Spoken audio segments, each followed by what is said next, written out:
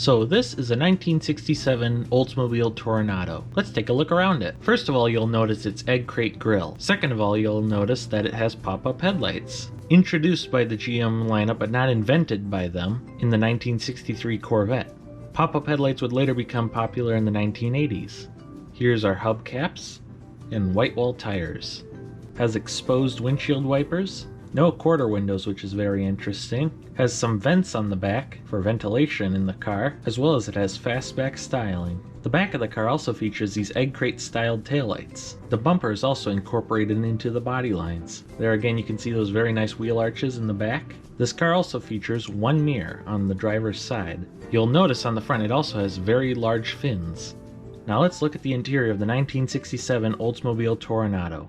On the inside of the Toronado we have our window controls, we have our power seat controls. Here's where we control our one mirror. We have our door locks, and it says Toronado on the door by this big grab handle. We also have an armrest in this car. As well as we have a little lever here that says brake release. So if you pull that, I guess it releases your brakes. Here's our gauge cluster.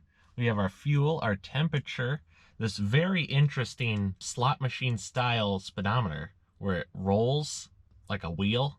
We have our oil pressure, we have our amperage, and a big clock.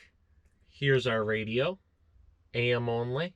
That's where we control our power antenna and our courtesy lights. Our ignition is right on the right hand side of the steering wheel on the dash, which that's pretty interesting. Here's our climate controls. There's where we turn on our wipers and our washer, and there's our lights. Something interesting about this car is it has this little ledge on it on the top of the dash. Here's our ashtray. Here's our glove box. Here's an aftermarket radio thing because it has program, balance, volume, and tone, but I'm not exactly sure what this does, so if you know, let me know. On the passenger side, we just have our power windows, but no power seat controls. On our sun visors, we have nothing on this side and a mirror on that side. Here's our seats. They're button tufted and they're very comfortable. Unlike most GM seat belts, this doesn't say GM on it. It has this little carriage on it, which is pretty interesting. But lap belts only in this car. We have a big speaker in the back seat in the middle, as well as power windows and ashtrays on the side. We also get a courtesy light back there on both sides too. As well as for our back seat friends, they have a little door handle back here. So if you're not in the front seat and they want to get out, they can pull that lever to get out. This door handle is also on the other side as well.